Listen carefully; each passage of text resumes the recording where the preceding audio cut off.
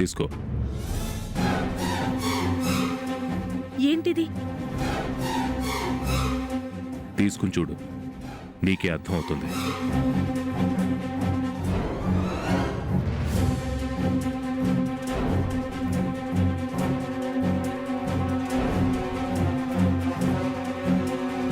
ఈ డబ్బేంటి?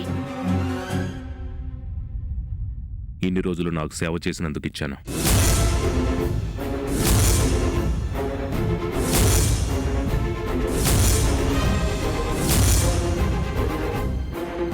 మీరేం చెప్తున్నారో అర్థం కావడం లేదు. కొంచెం అర్థమయ్యేలా చెప్పండి. నీ పనులన్నీ మానుకుని నా దగ్గర ఓ పని మనిషిలా ఉండే నాకు సేవ చేసినందుకు డబ్బిచ్చాను.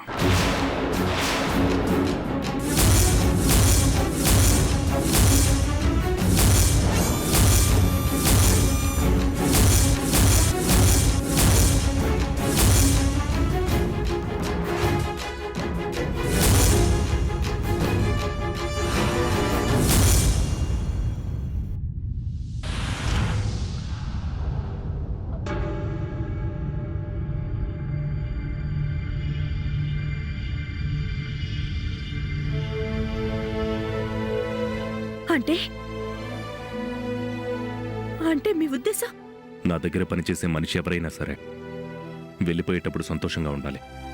అందుకని నువ్వు ఇన్ని రోజులు నన్ను చూసుకున్నందుకో ఒక పని మనిషిగా నేను నీకిస్తున్న జీతం.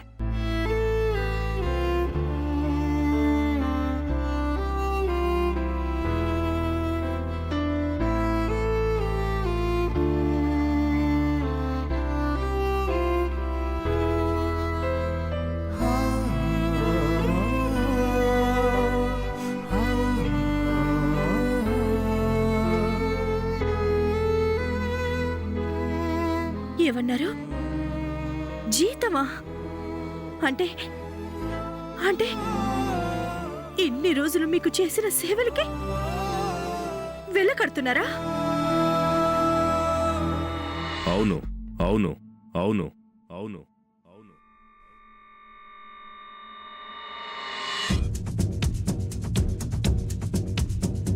విన్నారా? విన్నారా రవి గారు? ఎలా మాట్లాడుతున్నారో విన్నారా? నేను సేవలు చేశానంట, ఈయన డబ్బులు ఇస్తున్నానంట. ఇది న్యాయమేనా? ఏంటి సార్ ఇది? ఎందుకు ఇలా మాట్లాడుతున్నారు?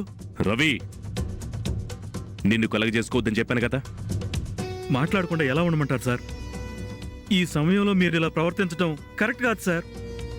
మేడంకి ఇలా డబ్బులిచ్చి అవమానించడం తప్పు సార్.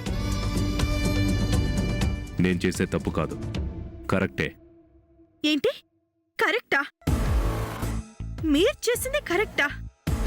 డబ్బుందని అహంకారంతో నేను ఏ పరిస్థితుల్లో ఈయనకి సేవ చేశానో, ఎలా చూసుకున్నానో అర్థం చేసుకోకుండా చేసిన పనికి విలువ కడుతున్నారు.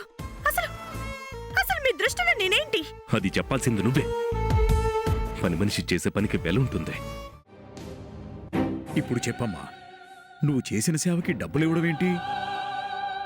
అవును బాబాయ్, ఉంటే భారీగా అక్కడే ఉండమన్నారు, లేదా ఎన్ని రోజులు చేసిన సేవకి జీతం కింద డబ్బులు తీసుకుని వెళ్ళిపోమన్నారు. వాసుదేవ్ ఎప్పుడు అలా మాట్లాడ్డే? ప్రతి క్షణం నువ్వు ఎదురుగా ఉంటే చాలనుకునేవాడు, నువ్వు కంటి ముందుంటే సంతోషించేవాడు. అంత కర్కశంగా మాట్లాడాల్సిన అవసరం తనకేంటి?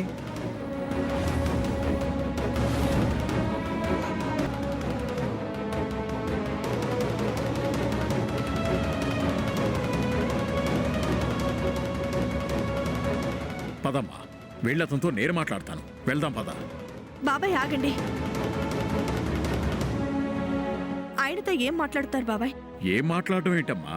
అతను అలా ఎందుకు మాట్లాడాడో అడుగుతాను.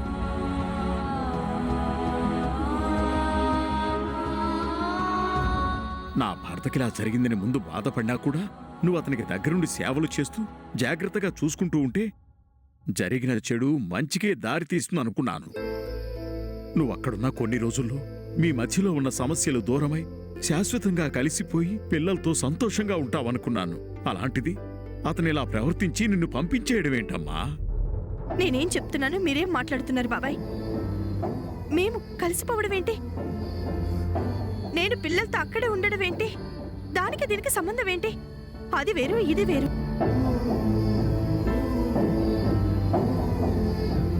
నేను ఎప్పటికీ పిల్లలతో కలిసి ఆయనతో ఉండ.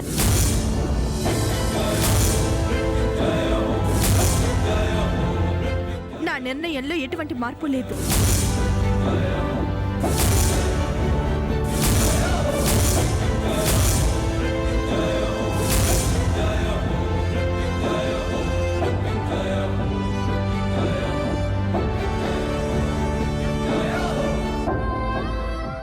అర్థమైందమ్మా.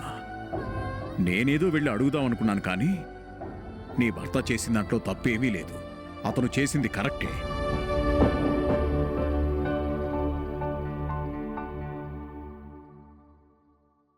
మీరు కూడా అలాగే మాట్లాడతారేంటి బాబాయ్? ఇంకెలా మాట్లాడాలమ్మా? అతను చేసిన దాంట్లో తప్పేముంది? భర్తగా అతను కోలుకోవాలి, కానీ నువ్వు అతనితో ఉండవు. ఆయన జీవితాంతం బాగుండాలి, కానీ కాపురం చేయ.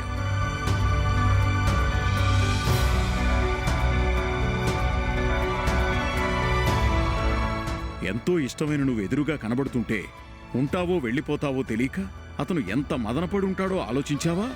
అందుకే భార్యగా శాశ్వతంగా ఉంటావో, చేసిన పనికి జీతం తీసుకుని వెళ్ళిపోతావో నిన్నే నిర్ణయించుకోమన్నాడు.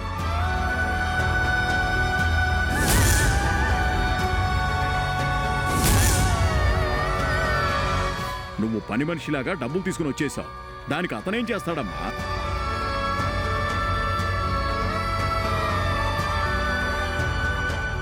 మా మధ్యలో ఎప్పుడు తెగిదింపులు అయిపోయాయి. మేము దూరం అయ్యాక కలిసి ఉండాలన్న ఆలోచన నాకెప్పుడు రాలేదు. ఆయనకే ఎప్పుడు చెప్పలే.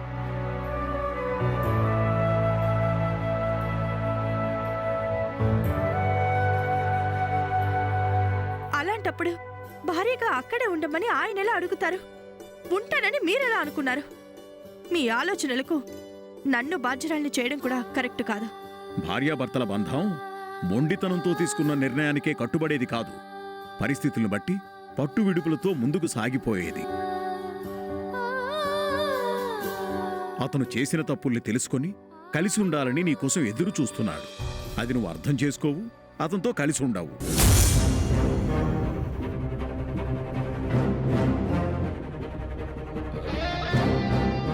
మీరేమైనా చెప్పండి, అనుభవించింది నేను.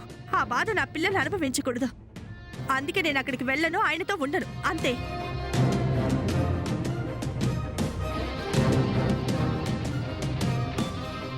నీ భర్త గాయాల పాలైనప్పుడు ఆసుపత్రిలో నువ్వు పడుతున్న బాధ చూసి భార్యగా నీ బాధ్యత నీకు గుర్తుందనుకున్నాను.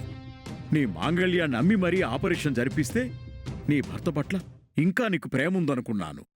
కాని నువ్వు చేసిన ప్రతి పని వెనక నీ స్వార్థమే ఉందని అర్థం చేసుకోలేకపోయాను.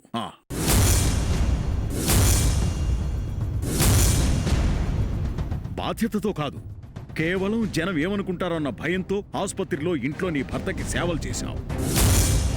నీ ఐదోతనం ఎక్కడ పోతుందో అన్న స్వార్థంతో నీ తాళిబొట్టు అమ్మి మరీ నీ భర్తని కాపాడుకున్నావు.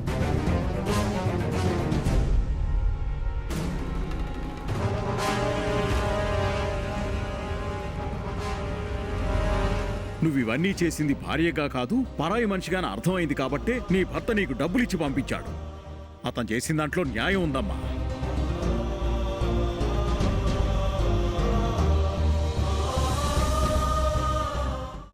జీవితాంతం అమ్మ మాత్రం సంతోషంగా ఉండదు. దూరంగా ఉంటే కాదన్నయ్య, అందరం కలిసి ఉంటేనే సంతోషం.